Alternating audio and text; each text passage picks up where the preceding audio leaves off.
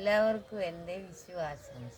ഗുരുവായൂരപ്പൻ്റെ തിരുവാവൃതത്തിന് ഉരുളി നിറച്ചും പാച്ചോറ് വെച്ചു, കദളിപ്പഴമിട്ടു പഞ്ചാര നീവിച്ചു, തുളസിപ്പൂയിട്ടു ഞാൻ പൂജിച്ചു.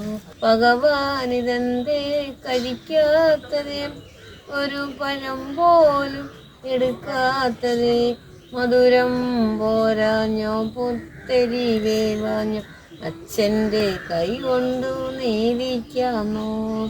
ഒരു മടിക്കുണ്ണാതിരുന്ന തിരുവയറല്ലോ വിശക്കുവില്ലേ, പൊന്നുണ്ണി കണ്ണൻ്റെ കൈകൾ കണ്ടിട്ട് എത്രയോ നാളായു ഞാൻ.